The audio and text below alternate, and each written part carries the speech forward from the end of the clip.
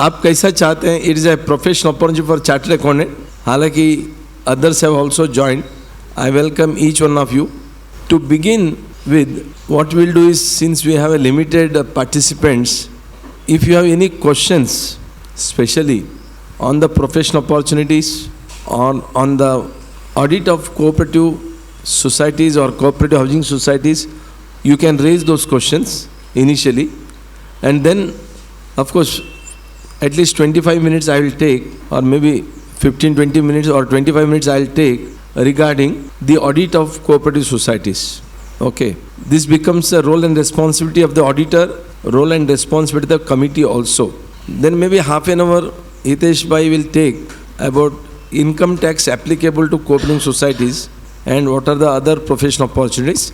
And the 25 minutes Advocate Naresh Bhai will take regarding deemed conveyance and of course redevelopment. So before we go with all these three subjects that we have planned, so let me ask you, I welcome Hitesh Bhai and I welcome Advocate Naresh Bhai and all of you.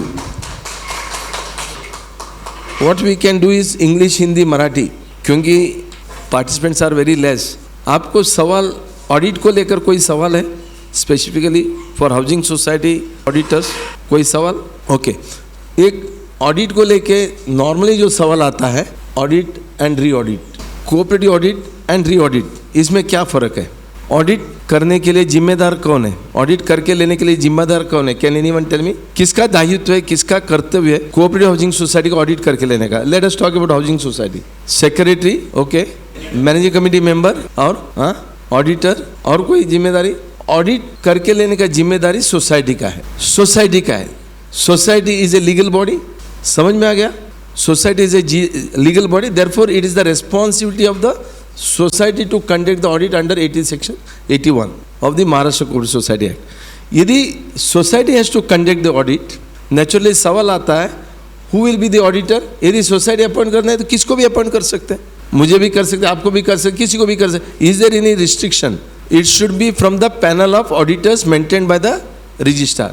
So society will appoint the auditor from the panel of auditors, okay, maintain by the registrar. Registrar मतलब cooperative commissioner, cooperative department, ठीक है. और chartered accountant हो सकता है, certified auditor हो सकता है, या गवर्नमेंट ऑडिटर हो सकता है, फर्म ऑफ ऑडिटर हो सकता है, कॉस्ट अकाउंटेंट हो सकता है.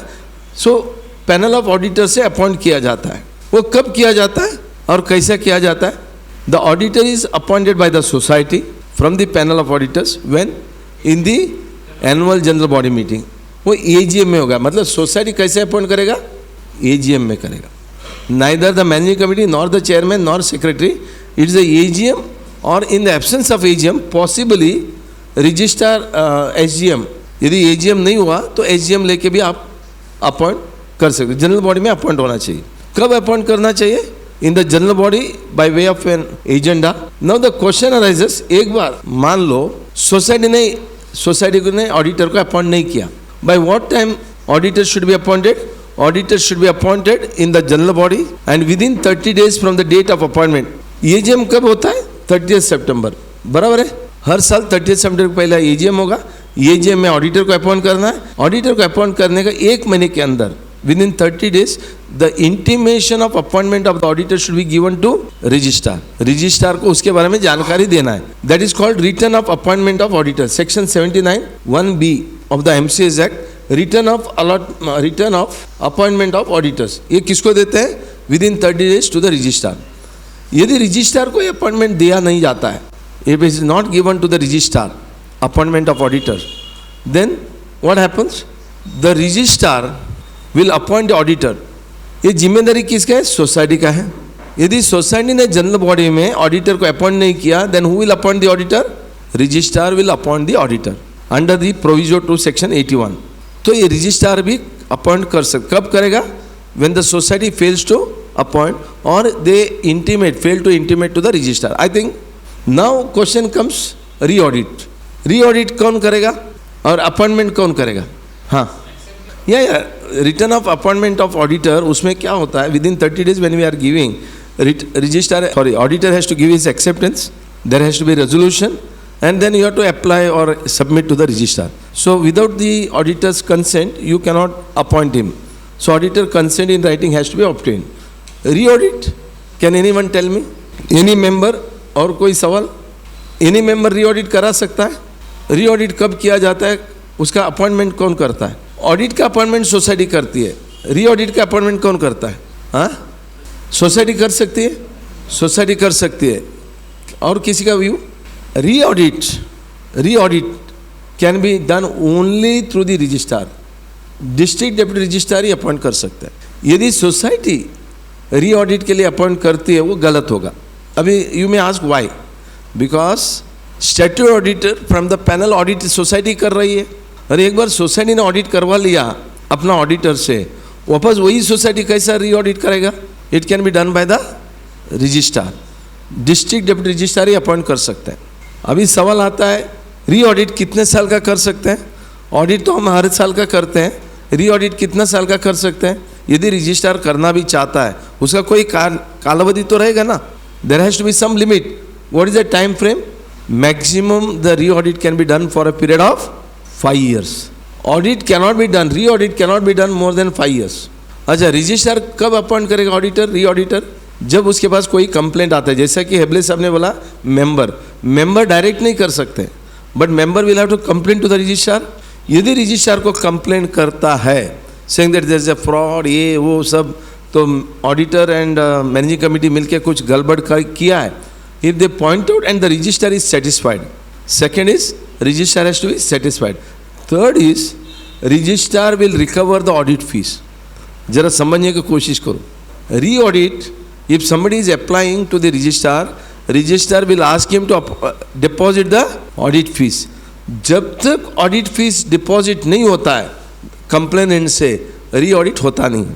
So that means anybody and everybody cannot go to the registrar and ask for the re-audit. He has to satisfy the registrar. उसको सबूत देना है. सबूत देने के बाद रजिस्ट्रार सेटिस्फाइड होता है, वो ऑडिटर अपॉइंट करेगा. ऑडिटर अपॉइंट करता है तो भी क्या होगा? उसको ऑडिट फीस जमा करना. यदि जमा करने के बाद उसमें बहुत सारा नुकसान, मतलब लॉस आया, सब कुछ आया, ऑडिट फी रिफंड होगा. नहीं है तो ऑडिट फी रिफंड नहीं होता है. नाउ क्वेश्चन कम्स, ऑडिट होने के बाद हम लोग क्या देते हैं? ऑडिटर क्या देता है? रिपोर्ट. ऑडिट और रिपोर्ट, अपॉइंटमेंट और रिपोर्ट, उसका बीच में क्या होता है? What will be the fees for the re-audit? Very good question. Audit और री-ऑडिट हाउसिंग सोसाइटी के लिए पर मेंबर 100 रुपीज़ है. री-ऑडिट के लिए भी सेम फीस है और ऑडिट के लिए भी सेम फीस है. 100 रुपीज़ पर मेंबर पर फ्लैट. ओके, अभी ऑडिट अपॉइंट हो गया और ऑडिटर का ड्यूटी क्या है? रिपोर्ट देने का. इस बीच में क्या होता है? Auditor is getting all the information. क्या क्या इंफॉर्मेशन ऑडिटर को देना रहता है? Auditor is suppose to get a appointment letter, minutes book, AGM minutes, managing committee minutes और various notices, then I form, J form, state register, books of account, vouchers, सब कुछ records उसको चाहिए. बराबर है? All the record has to be given. And one auditor can do audit for how many years? Maximum 3 years. 3rd year होने के बाद auditor has to be change. No records जब देगा, all this records, what are the records to be obtained is given in the audit manual. आपने ये सुना है कि audit manual? Cooperative department has publish audit manual in 2019. This is the second edition. First edition of the audit manual was in the year 1974. Second edition आया है. Second edition आने के बाद audit manual में पूरा लिखा है what are the documents to be collected from the society at the time of audit. वो document लेके आपको audit करना है. अभी लास्ट आते हैं रिपोर्ट. ऑडिटर जो रिपोर्ट देता है कौन सा फॉर्मेट में देता है? Can anyone tell me? Audit report का कोई फॉर्मेट है? ऑडिट रिपोर्ट का फॉर्मेट है, the form is given in the audit manual also, it is given in the MCS rules. MCS Act and MCS rules है. So MCS rules 1961 N1 and N2. N1 bank के लिए है, N1 audit report format bank के लिए, N2 किसके लिए है? Society, other society, credit society, housing society, किसी के लिए भी है तो N2. उसके बाद there is something called questionnaire. आपने ये देखा? Audit report is given in the form of questionnaire. Question पूछता है, उसका जवाब, क्वेश्चन जवाब. पहला फॉर्म नंबर 1 and 28 था. अभी कौन सा है किसी को मालूम है ऑडिट रिपोर्ट का फॉर्मेट? 2019 का ऑडिट मैनुअल के हिसाब से अभी ऑडिट रिपोर्ट का फॉर्मेट है, can anyone tell me? 1 and 7, ये नया ऑडिट रिपोर्ट का फॉर्मेट है. Audit has to be given in that format. उसके बाद ऑडिट रिपोर्ट में एक जनरल रिपोर्ट आता है, that is called general remarks. ये जो जनरल रिमार्क्स है उसमें 3 पार्ट रहता है. कितना parts? 3. What are the 3 parts? Part A, part B, part C. कुछ बोल सकते हैं आप लोग? Part A, part B, part C. Part A में क्या लिखा जाता है? Can anyone tell me? Part A में यदि फ्रॉड है, मिस एप्रोप्रिएशन है, एम्बेजलमेंट है, साइपनिंग ऑफ मनी है, तो ये सब पार्ट ए में लिखा जाता है. पार्ट ए में भी 2 प्रकार है. That is called, first part is called fraud, misappropriation, and second part A1 and A2. A1 में फ्रॉड लिखा जाता है, टोटल चीटिंग. अभी फ्रॉड और पार्ट 2 में इरेगुलरिटीज, A2 में इरेगुलरिटीज लिखा जाता है. Can anyone tell me the difference between fraud and irregularities? कोई एक उदाहरण? Okay, correct. Okay, miss interpretation.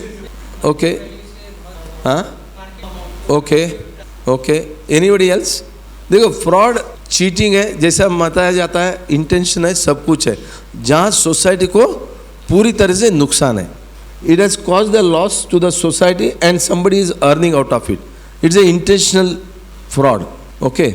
However irregularities, एक उदाहरण के लिए मान लो एक फिक्स डिपॉजिट है, वो सेक्रेटरी खुद यूज़ करता है, ये क्या हो गया? फ्रॉड हो गया. अपना खुद के लिए यूज़ करता है. मिनट्स ऑफ द मीटिंग गलत लिखता है, हुआ नहीं है एफडी विड्रॉ करने का, करता है और अपना खुद का पैसा यूज़ कर, ये फ्रॉड है. वही एफडी विड्रॉ करता है कौन? सेक्रेटरी. जनरल बॉडी का रेजोल्यूशन है, वो किसके लिए? वो एफडी सिंकिंग फंड है, बट वो यूज़ करता है for purpose of salary payment. क्यों? क्योंकि पैसा सोसाइटी में सैलरी पेमेंट के लिए भी नहीं है, इसलिए सिंकिंग फंड का विड्रॉ करता है, वो दे देता है. बहुत सारा कोविड के टाइम पर ऐसा हुआ है. तो सोसाइटी में पैसा ही नहीं है और मेंबर लोग भी मेंटेनेंस देते नहीं है, लेकिन पगार तो देना है, वाटर बिल देना है, इलेक्ट्रिक बिल देना है, तो कई सोसाइटी में सिंकिंग फंड, रिपेयर फंड का फिक्स डिपॉजिट तोड़ा हुआ है. बट ये क्या है? ये फ्रॉड नहीं है, ये इरेगुलर है. अभी ध्यान में आया?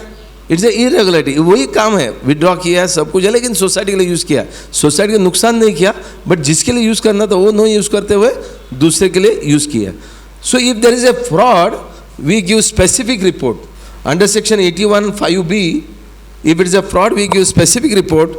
यदि ये fraud नहीं है but irregular है, irregular मतलब जो फिक्स डिपॉजिट है, सिंकिंग फंड है, वो सैलरी के लिए यूज़ किया जाता है या कोई अलग काम के लिए यूज़ किया जाता है, irregular है, so that is called special report. ये भी गलत हुआ है, स्पेशल रिपोर्ट देना पड़ेगा. फॉर एग्जाम्पल पार्किंग चार्जेस जो है, फॉर एग्जांपल पार्किंग नहीं, ट्रांसफ़र फी 25,000 के ऊपर नहीं ले सकते, लेकिन सोसाइटी ने 5 लाख रुपए लिया है. Non occupancy charge 10%, non occupancy charge 10% maintenance से ज़्यादा नहीं ले सकते हैं, लेकिन वो सोसाइटी ने 20% लिया, 50% लिया है, गलत किया, वायलेशन है. If there is a violation in the provisions of that, then we have to take A2. अभी बी, पार्ट बी में we normally write what? Part B में normally we write the working of the society. Working of the society, details of the balance sheet of the society. Again उसमें 2 part है, एक asset side and other is liability side. Asset side में क्या हुआ, किस तरह से growth हुआ है वो लिखेंगे. शेयर कैपिटल बढ़ा नहीं बढ़ा, या प्रॉफिट बढ़ा नहीं बढ़ा, या कोई भी सिंकिंग फंड, रिपेयर फंड कितना बढ़ा है, और इन्वेस्टमेंट या लैंड एंड बिल्डिंग, उसके बारे में आपको जानकारी देना है तो पार्ट बी में. और सी में अगेन 2 पार्ट है. एक है कोई सजेशन, सोसाइटी ने वोचर्स नहीं मेंटेन किया या सोसाइटी ने ये नहीं किया, वो नहीं किया, उसको क्या करना है, यू गिव ए सजेशन. सी में सेकेंड पार्ट है, यदि सोसाइटी ने अच्छा काम किया है, उधर मान लो वेस्ट मैनेजमेंट डाला हुआ है, society has done beautification, society is conducting annual get together, so some of the unique activity which society is doing for the betterment of the members, you can write in part C which is good. तो इस तरह का audit report होता है. फिर कुछ schedules दिया जाता है, 5 types of schedules are there, so you can give those 5 types of schedules. इस तरह का सोसाइटी का ऑडिट किया जाता है. ऑडिट फीस 100 रुपया पर मेंबर लिया जाता है, ज़्यादा नहीं लेने का, कम भी नहीं लेने का. So with this any questions on audit of cooperative society यदि आपको है पूछिए. Otherwise what we will do is audit manual is about more than 1000 pages. It is divided into 4 parts. One is about the general types of audit, how audit has to be conducted. Second is rules and regulations of various provisions of the MCS Act, rules and bylaws, वो दिया है. And then allied laws like GST, income tax, provisions applicable under Factories Act, वो सब दिया है. Part 3 is about different types of society. हर एक type of society has got a unique feature. Housing society audit अलग होती है, sugar cooperative का audit अलग होती है, एग्रीकल्चर सोसाइटी का ऑडिट अलग होती है, फिशरीज का अलग, डेयरी का अलग. तो each type of society how the audit has to be done, special feature. And the last is 15 audit report format and what documents to be taken. ये 4 वॉल्यूम में है, लगभग 250-300 पेज का एक वॉल्यूम है. So we will certainly those who have come today will give you soft copy so that you can go through. Marathi, English जो भी आपको चाहिए मिल जाएगा. ऑडिट रिपोर्ट जो है normally it should be written in Marathi. यदि मेंबर बोलते हैं नहीं हमें इंग्लिश में चाहिए, आप जनरल बॉडी में रेजोल्यूशन पास करके इंग्लिश में दे सकते हैं. But many of the auditors give in both English and Marathi together. With this thank you very much. मेरा जो डिस्कशन करना था, यदि आपको ऑडिट को लेकर और एक डिस्कशन है, there are hardly 2 sections which are very important for audit. Which are the 2 sections? Section 81 and section 82. 82 क्यों? 82 is because when you carry out the audit, naturally there can be some error. Those errors need to be rectified.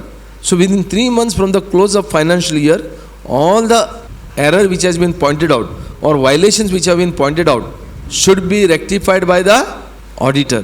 Are you with me? Auditor will get it rectified through the society. It is not the auditor who will do. It will be again done by the society. Auditor will put a remark. For example, give some example I will give. Like you have mentioned that society did not file an income tax return. ठीक है, file the income tax return. Society has not maintained I form register, J form register. So manage and maintain the I form register, J form register and show the rectification. Society has not carried out education and training. Conduct the education and training. Give the certificate. Show to the auditor. Society has not done the conveyance or not taken step for conveyance. So upon the advocate start taking for the action for the conveyance. So इस तरह का जो steps है, what has not been done, they should rectify within 3 months and submit the report to the registrar as well as in the general body of the next year. Now the various timelines are there. General body has to be done by 30th September. Accounts should be audited before that, 14 days prior to that. It should be circulated to the members and audit report should be submitted to the registrar and the district special auditor. So with this, thank you very much. Now I request Hitesh bhai. Yeah. See, as a auditor, section 81(5)(b) में ये लिखा है, if the society comes to know that there is a fraud, auditor comes to know that there is a fraud, he has to give a specific report. After giving a specific report, he also need to file an FIR. It is the duty of the auditor to file the FIR. क्यों? In the audit, you are the first person to come to know that there is a fraud which is committed. Irregularities हुआ है, you have to give a special report. When you are filing an FIR, naturally you will write to the registrar with a specific report. Within 15 days of close of the audit, you will take the permission from the registrar. Registrar, if he is satisfied, then he will give the permission. Thereafter, the FIR will be lodged. It is not that you simply go and file the FIR. समझ में आया? So this way, there can be FIR lodged, and it is the duty of the auditor to file the FIR if there is a fraud. Okay? आपका भी सवाल का जवाब मिल गया?